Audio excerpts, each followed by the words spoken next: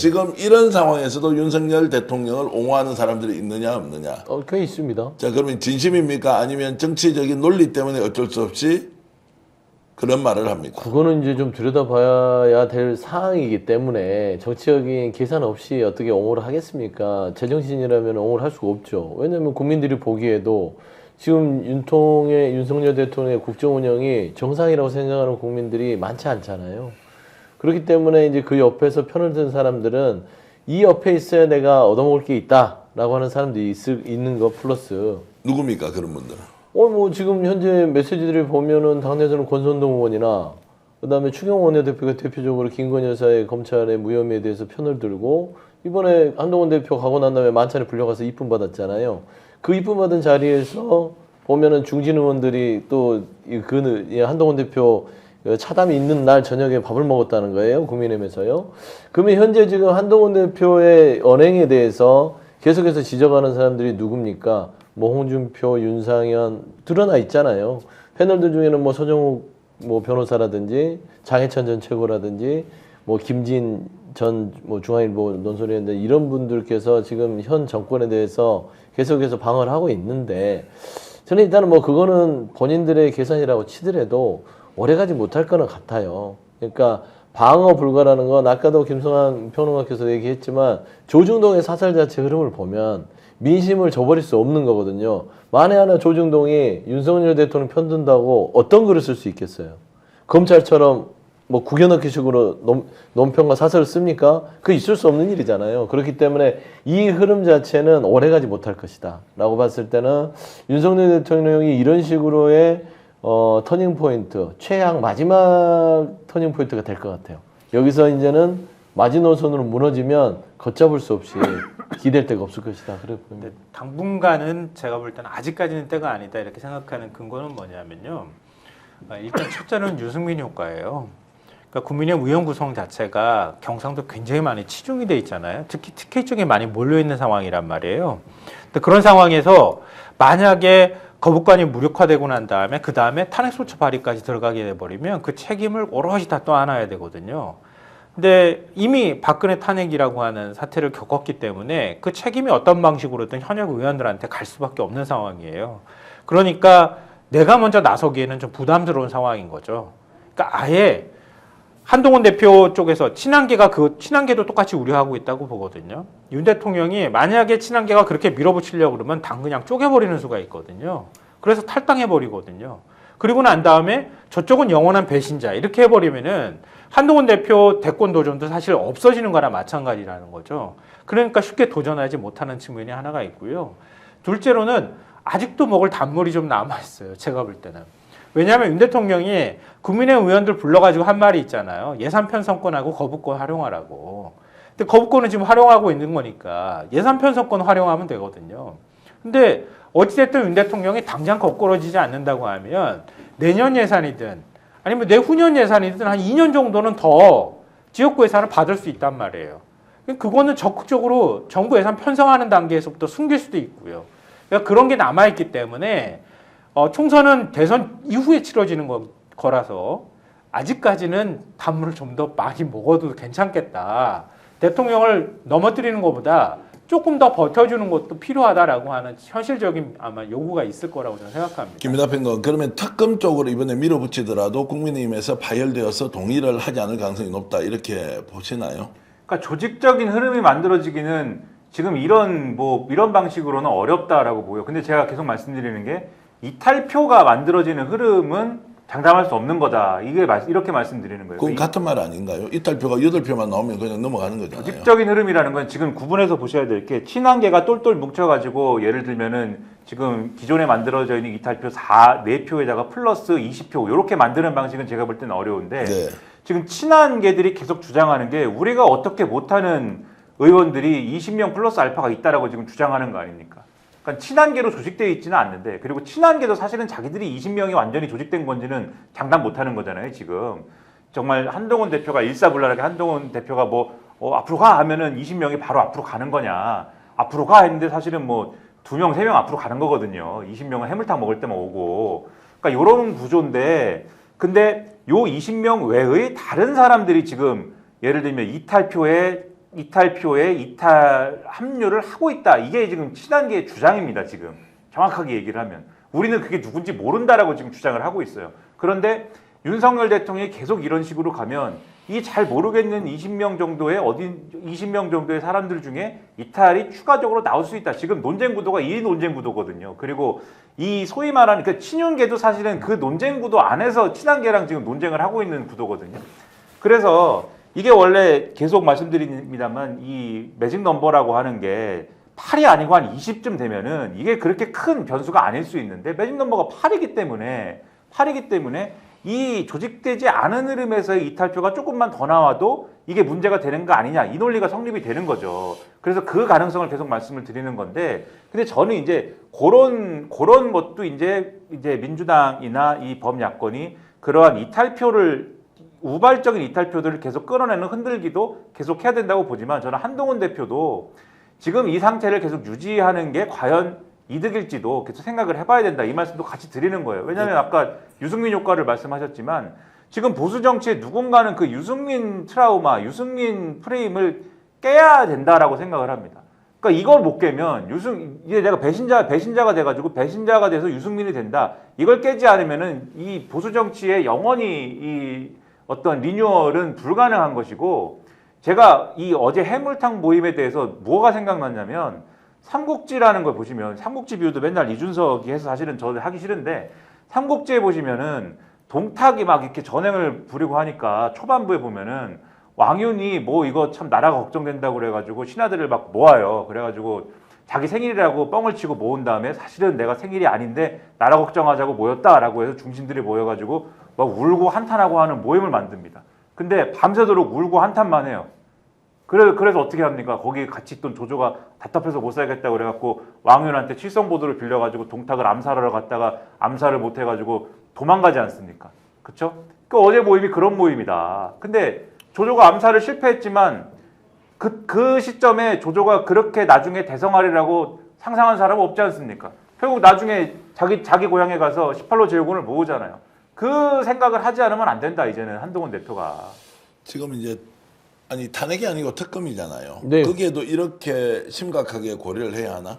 예를 들어 탄핵이면 유승민 트라우마가 있다고 하지만 특검을 패스시키는데 뭐 조직과 비조직 뭐 이렇게 해서 그냥 자유투표 비슷하게 맡기면 끝나는 거 아닌가요? 아니 한동훈 대표 입장에서는 특검을 찬성할 수가 없어요. 당대표이기 때문에. 예. 왜냐하면 특검 내주는 거잖아요. 그게 유승민 말씀했던 그런 트라우마를 벗어나겠다. 특검이라도 탄핵에 준하는 부담감을 가진다. 아마 탈당 정도는 요구할 수 있겠죠. 당정을 분리하자. 그러면은 대통령에 대한 탈당을 요구하는 게 당대표로 살 수 있는 것이고 특검은 기본적으로 정서가 갔다가 법의 영역에서 대통령을 감옥에 보내겠다는 느낌을 주기 때문에 당대표 입에서는 안 나와요.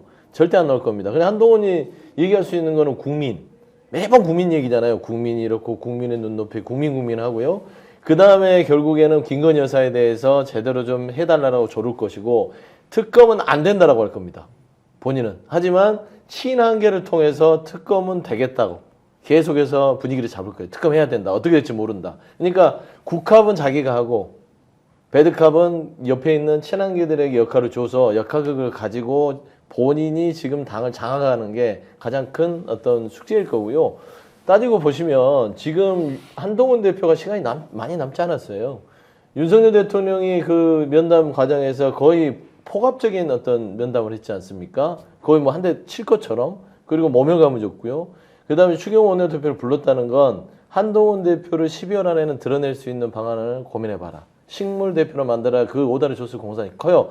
그걸 알았기 때문에 어제 긴급하게 불러서 친한계의 세규집과 어떤 방안을 논의했다라고 보는 게 맞고 오늘부터의 메시지들을 주목하면 한동훈 대표는 메시지가 굉장히 특검을 빼고는 세질 것이다. 그렇게 보시면 근데 찬밥 신세가 아니고 사실 버린 자식 비슷한 느낌이었고 너 뭐해 이러면서 정말로 이게 굴욕적으로 이 모임을 주도하지 않습니까? 특히 이제 그 경내라 그래야 됩니까? 거기 걸어갈 때 주머니에 손을 넣고 자신의 참모들을 옆에 데리고 가는 모습에서는 야 이게 뭐야 대통령이 국민들한테 보여주는 모습이 저거밖에 안 돼 라는 생각이 들었는데 그래도 한동훈이 반발하거나 본인의 정치적 미래를 위해서 결단을 못 내린다 이것도 웃기는 이야기 아닌가요?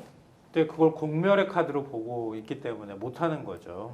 그렇게 되면 아까 제가 유승민 효과도 말씀드렸던 것처럼 자기만 죽는 게 아니라 지금 겨우겨우 여기까지 와가지고 한 20명 남짓 모은 거거든요. 그 모았던 사람들이 예를 들면 새가 크면 그 중에도 또 다른 배신자가 나오기도 하고 또 피해서 방공으로 들어가는 사람도 생기고 나중에 가서 생존하는 사람도 생길 수 있는데 20명은 너무 적어요. 그리고 20명 가운데서 또 제가 보니까 현역 의원을 골라내라고 하면은 한 10명 남짓 될까요? 그 정도밖에 안 되기 때문에 생존하기가 어려워요. 어디 도망갈 데도 없어요. 그러니까 더 새를 불리지 않으면 한동훈은 딱 특검법을 올리는 순간 그 의원이든 아니면 원외든 그 인사들하고 한꺼번에 같이 죽으러 가는 길이라는 걸 아마 본인은 잘 알고 있을 거라고 생각하고요. 그러니까 추경호 원내대표가 그렇게 얘기했어요. 이탈표 4표라고 하는데 실제로 2표다. 왜냐하면 한 명은 기권이고 한 명은 무효잖아요. 그러니까 실제로 2명만 명확하게 얘기를 하자면 2명만 이탈표가 나온 거다. 그러니까 6표 더 나오는 건 쉽지 않다. 이렇게 지금 생각하고 있다고 하거든요. 그러니까 현재로서는 제가 볼 때 한동훈 대표가 만약에 친한계 의원들하고 얘기해가지고 자 그냥 우리 다 찬성표 던져버립시다. 이렇게 얘기한다 하더라도 지금과 같은 새 가지고는 쉽지 않다는 거예요. 그러니까 계속 흔들면서 가는 거예요. 계속 흔들면서 가고 윤 대통령 지지율이 더 빠지거나 도저히 안 된다. 윤 대통령한테 기대면 아무것도 기댈 게 없다고 생각하는 그 어느 순간 그게 타이밍이 될 거다. 이렇게 밖에 아마 한동훈 대표는 그 정도까지밖에 생각을 못할 거라고 봐요. 결국 무너지는 것은 내부에서 분열이 일어나고 거기에서 뛰쳐나오는 사람이 있어야 하는데 국힘 쪽에서는 현재 한동훈 리더십으로는 어렵지 않겠느냐라고 하면 그러면 마지막에 이제 바라보고 있어야 하는 사람이 명태균입니까? 매일 하나씩 지금 터뜨리고 있지 않습니까? 김연아 평론가 명태균은 계속 터뜨려 줍니까? 그건 아까도 말씀드렸듯이 이제 검찰이 가닥을 어떻게 잡느냐인데 저는 명태균 씨가 그러니까 지금 요 패턴을 보면은 매일 하나씩 터뜨리고 있다고 말씀하셨지만 그 터뜨리는 강도나 이런 것들을 본인 딴에는 조절하고 있는 거거든요. 제가 볼 때는. 그러니까는 명태균 씨한테 국민의힘이든 용산이든 명태균 씨한테 다 지고 가시라라는 시그널이면은 이분은 계속 뭔가를 큰 거를 꺼내려고 하는 제스처를 계속 취하는 것이고 그게 아니라 우리가 어쨌든 좀 조용히 있을 테니까 한번 뭔가 얘기를 해보고 딜을 해봅시다. 법적 리스크를 어떻게 줄여볼지 뭐 이런 수준으로 접근을 하면은 이분은 이제 뭐 별거 아닌 메시지 그리고 적당히 지금 용산에는 도움이 되고 이 상황을 뭔가 케어하면서 강혜경 씨의 어떤 메시지에 대해서 저 메시지는 뭔가 믿을 수 없는 메시지야라고 하는 그런 거를 같이 내놓는 요런 정도로 요런 이제 가닥을 잡는 건데 그래서 검찰 수사가 어느 방향으로 가는 건지를 지켜봐야 될 필요가 있겠죠. 그런데 아마 명태균 씨 입장에서 그래서 굉장히 지금 복잡 미묘한 상황인 게 명태균 씨 입장에서 뭔가 꺼낼 얘기가 이제 다 떨어진 것 같다라는 뉘앙스를 주면은 검찰은 바로 또 명태균 씨를 치고 결국은 왜냐하면 이게 게임으로 비유를 하면 이 게임은 결국은 윤석열 대통령과 보수가 다 망하느냐 명태균 씨가 망하느냐 둘 중 하나 아닙니까? 이게 법으로 가져가면 검찰 수사로 가져가면 둘 중에 하나밖에 없는 거잖아요. 그러면 검찰이 마지막에 가서 가르마를 탈 때는 결국은 명태균 씨의 꼬리를 자르는 쪽으로 가르마를 탈 수밖에 없는 거 아닙니까? 그렇기 때문에 이걸 계속 지지부진하게 끌고 가지 않으면 안 되는 게임이기 때문에 명태균 씨 입장에서는 그 티를 계속 내겠지만 그게 뭐 언제까지 갈지는 뭐 지켜볼 문제인 거죠. 자, 여사의 공천 개입 그리고 지금 강희경 씨의 국회 정언 이런 네. 걸 통해서 명태균의 실체가 드러났다 이제 무너질 것이다라고 하는 것 지금 벌써 그거 안 되겠구나 또 장기전으로 가겠다 이렇게 지금 장기전으로 갈 거예요. 검찰 수사가 단기전으로 끝낼 수 있는 방법이 도무지 없습니까? 결국에는 명태균 씨가 본인이 갖고 있는 200개의 이 김건희 여사 갖고 있는 걸 공개하지 않는 이상은 근데 그건 목숨줄이잖아요. 그걸 아니, 공개하는 그걸 순간 버림받는 건데. 공개하더라도 그러면 그 내용도 이렇게 충격적인데 또 아무것도 아니라고 하면서 검찰이 뭉개고 용산도 뭉개고 넘어간다. 아니 검찰이 뭉개려고 수사의 속도를 하는 것이고 명태균 씨의 별건 수사를 예. 가지고 명태균 씨 입을 다물게 할 거예요. 저는 제 추측은 그렇습니다. 명태균이 가장 지금 두려워하는 건 본인의 어떤 휴대폰을 검찰이 마구잡이로 가져가서 그걸 포렌식 한 다음에 자기의 별건 수사를 통해서